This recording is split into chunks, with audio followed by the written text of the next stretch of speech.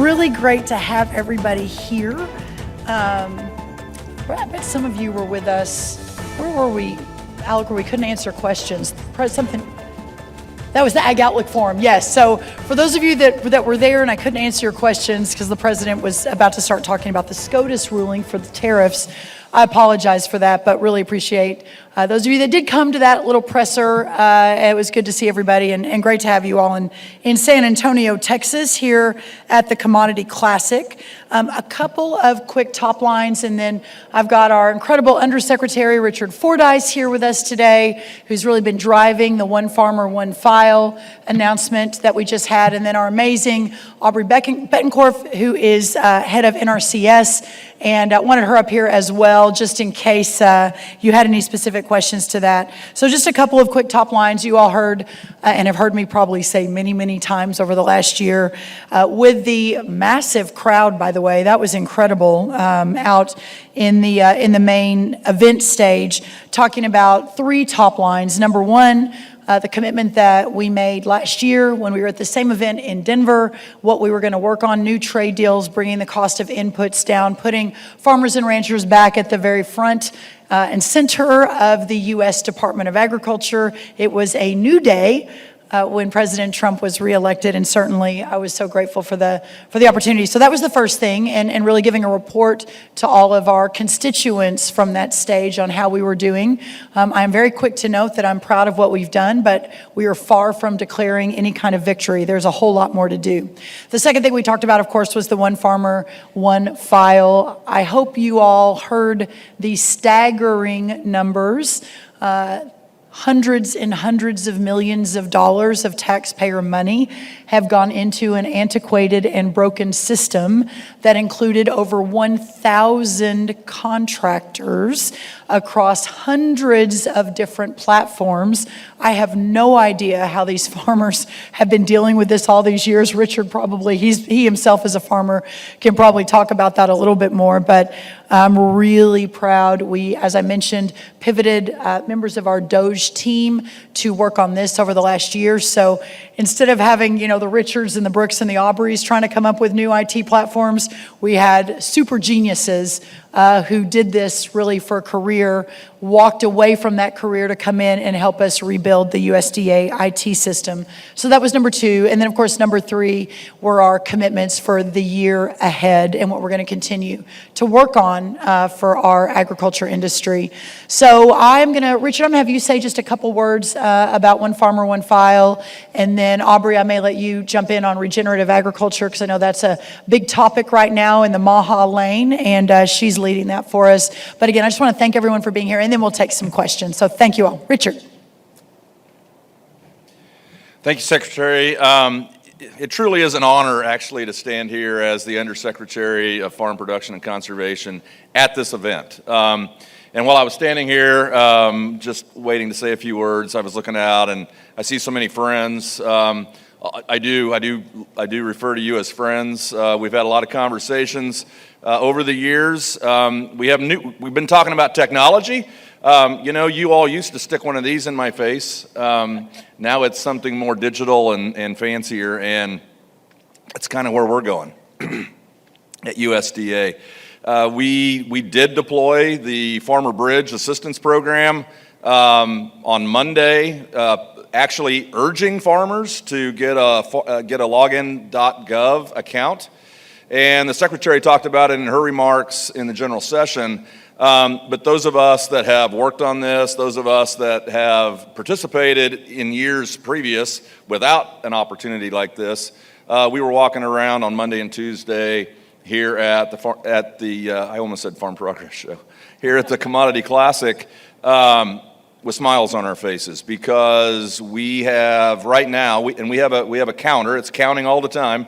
Almost 37,000 applications have gone through the farmer.gov security front door, and that's just the beginning. Secretary. That's amazing. It's amazing.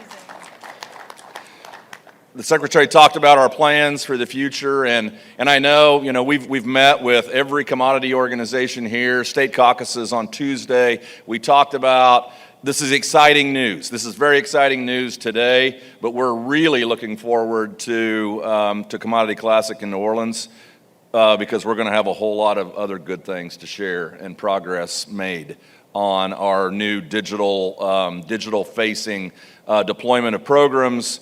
The Secretary said your file will follow you when you go from NRCS to FSA to RMA.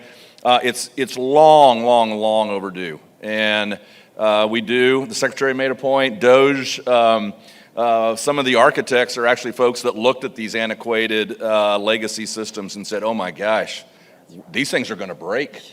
And really designed kind of the pathway forward. And so, super happy to be a part of it. I am not a computer engineer, programmer by any means, but I do know when I see something that looks like it's going to work, I can say, yeah, let's do that. So anyway, great to be here with you today. Look forward to your questions. And Aubrey? By the way, I didn't tell them they were speaking, so in typical fashion, this is all off the cuff, but thank you. That's all right. Thank you, Undersecretary. I am not as tall as them. But I am mighty, so I appreciate that, and thank you for the opportunity today, Madam Secretary, to piggyback off of what One Farmer, One File affords us to do and provide in terms of customer service. We are so excited that FSA is piloting this on this First Farmer Bridge program, but coming right behind it is the ability then to look at the farmer as a whole across that NRCS FSA back end.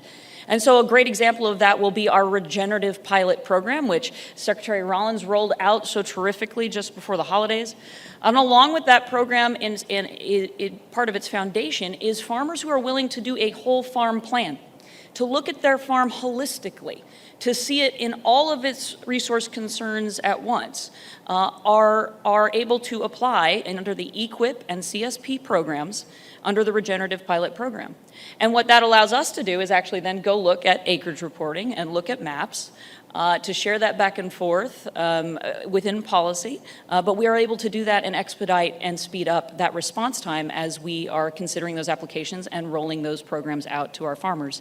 Contingent in that, of course, is also farmers willing to do a soil test on the front end and back end of that plan as they enroll in these practices, and as a foundation of regenerative agriculture being that conservation management approach that emphasizes soil health, water management, and natural vitality.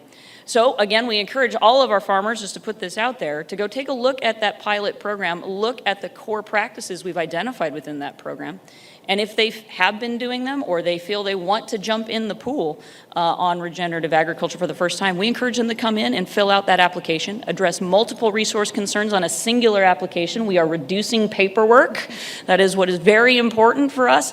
But again, it also helps farmers adopt and transition into that whole farm management approach.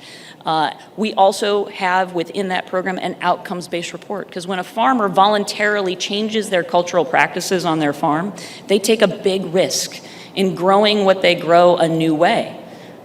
We can't control all factors on the farm. And so with that, we know that when they create those benefits, it's not just dollars on acres, it's what the dollar on the acre afforded. It afforded improved soil health, improved microbiome, improved soil moisture retention, improved habitat for critical pollinators and others. And it is important that the farmer who created that benefit belongs to them. And so we now are able to provide an outcomes report where the farmer is able to come in, and if you've already been utilizing some of these practices, we meet you where you're at. We can get that outcomes report to you and show you what your recent practices have been doing on your farm and that improvement. We can scope out what new practices on your farm may do with regards to those metrics that matter, as we say.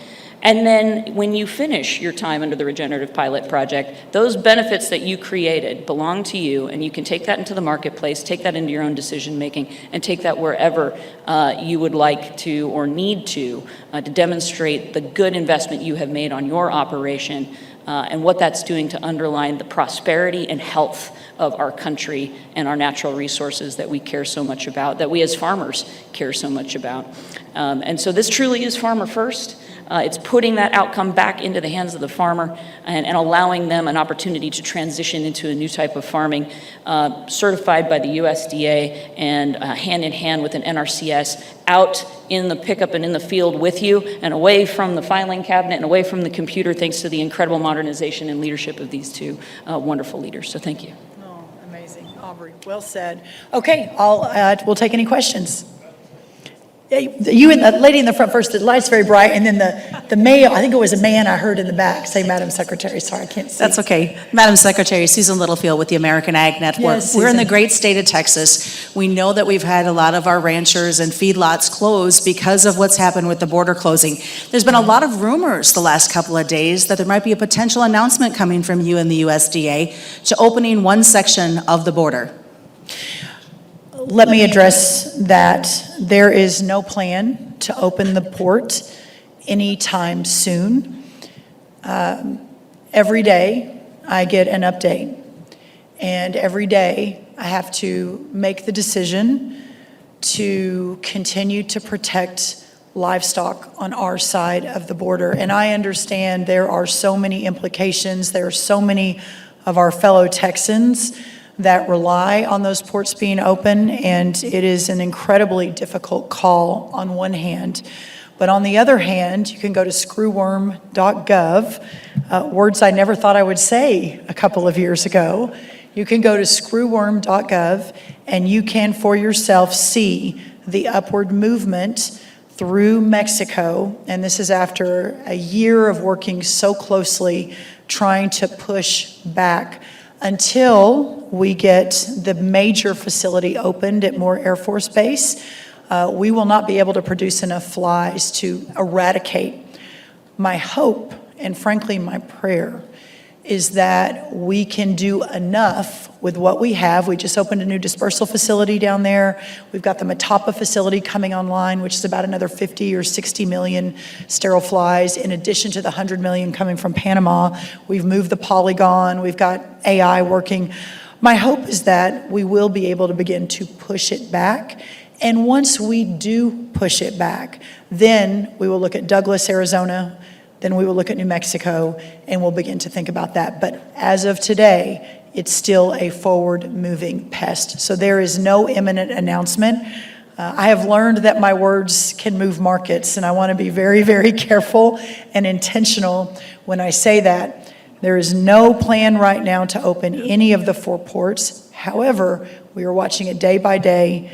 We are putting more boots on the ground, more tools literally in the air. And I am hopeful that once we show that pushing back, that we can move to opening 1 or 2. Yeah, thank you. Madam Secretary, Jeff Nally with the Cromwell Ag Network. When the president was in Iowa. Sorry, where are you? I'm right over here. Howdy. Oh. When the president was in Iowa and speaking to the group there, he said he would defer to the Majority Leader Thune and Speaker Johnson to accomplish the purpose of E15. Then it was referred to a committee. I believe this is a president who gets what he wants. Can the White House be more firm with Congress for what they want? Can he go ahead and grant the emergency waiver for 26 so industry can prepare itself for higher blends while we wait on Congress? Yeah, it's a really good question. I wish you all knew how much E15 has been discussed in the Oval Office and in the Capitol, and what a priority it is certainly for me, and also the president has made clear, and while he was with our great friends in Iowa, for him as well. I have been given assurances that it is going to happen. Of course, there's only so much we can control from the White House, but to your point, this president, when he puts his mind to something can really move literal mountains. So I am encouraged and hopeful. As far as the current state and the waivers, I believe those are imminent, but I don't want to speak out of turn. So if you don't mind, let's get you with Alec, and I want to make sure you have the most up-to-date information on where that sits. But my understanding is those are moving. Secretary Rollins? Yes, sir. Yeah, C.J. Miller with Hoosier Ag today. Deputy Secretary Stephen Baden had given an update recently, I should say late last year, about the transition Oh, there we go. Deputy Secretary Stephen Baden had given Hoosier Ag Today and Michigan Ag Today an update on the transition of moving USDA into the regional hubs.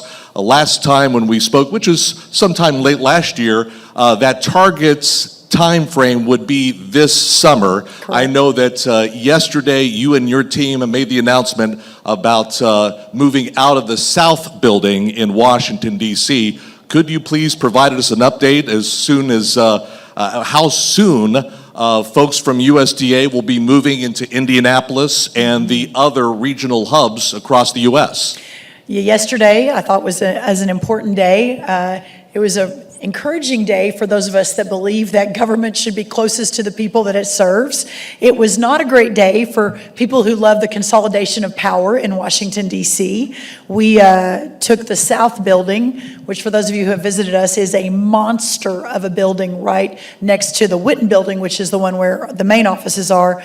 But the South Building, 432,000 square feet, 7,000 offices. When it was built, it was the largest office building in the world until the Pentagon was built. In its heyday, in the 50s and 60s, it was teeming with activity. Today, those 7,000 offices, other than about maybe 600, sit empty. Hallway after hallway after hallway of emptiness. In addition, there's about $1.6 billion in maintenance that is needed in that building. For years, no one would do anything about it. We announced yesterday, as we're moving a lot of the USDA headquarter team into the country, Raleigh, Kansas City, Indianapolis, Colorado Springs, and Salt Lake City, that that building will close, and we'll turn it back to the GSA, who will then put it up for better use, likely sell it, but we'll see. So the timeline question, our goal is to get everyone moved out of DC before school starts in the fall. So we'll be able to make sure that those who are moving with their families to any of those 5 hubs have the opportunity to find their homes, get signed up for school, and get their children in school. We feel pretty confident. We've been working hard for a year that we are going to meet those deadlines. So stay tuned. I think it's an important step, but it's just a first step as working to decentralize power in Washington and move it back out into the heartland. Yeah, thank you. Yes, sir. And then next to you. I'm Jeff Schreier with Top Crop TV, and I'm a 5th generation farmer myself. What is the administration doing moving forward to help the next generation to ensure that they can make an affordable living for like my kids? Yeah, it's such a great question. Is that a microphone on your hat? That's the coolest thing I've ever seen. So in case anyone ever needs a microphone, my friend Jeff has one literally attached to the front of his ball cap. That's incredible. I've not seen that. There is perhaps no greater threat. There's a lot of threats, but there's maybe no greater threat to what I talked about in the big room, to the future of agriculture and the future of rural America, and therefore the future of America, than the fact that our average age of a farmer in this country is 60 years old. And as I'm inching closer to 60, that seemed real old a while ago, but it doesn't seem that old today. But I think when you're looking at working to build a life and a multi-generational business and farm, and that's what this industry has done so beautifully, better than any other. The righteous nature of the work has incentivized generations to stay on the land and stay in the business, and we're losing that. And there's a lot of reasons for that. The consolidation, the purchasing of a lot of our farmland by foreign companies, the farming for homes, farming for houses, because you can't make a living farming for corn anymore, whatever it may be. And so all of those is what we're really working to solve to make it more prosperous again.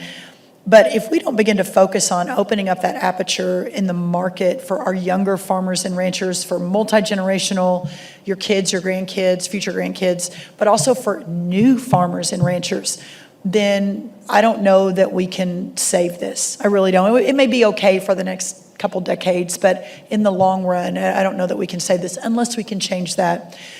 Having said that, the encouraging, for me, piece of all of this is the idea that America has a renewed focus on the importance of food, the importance of where it comes from.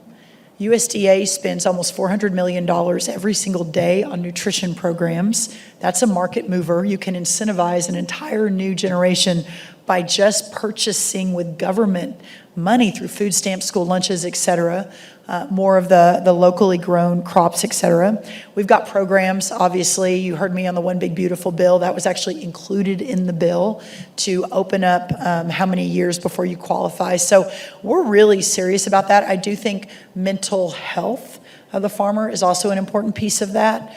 And I'm working on a pretty big program to announce on that very soon. But as difficult as it may seem, I'm actually incredibly optimistic that we are going to be able to reverse that trend, and that you as a farmer, and Richard for his kids, and Aubrey for hers and beyond, and all of you that are in this business, myself, that we will be able to hand off and hand on to the next generation and build in a way that we haven't seen in decades in this country. So that's my goal. Hopefully we'll get there. Yes, sir.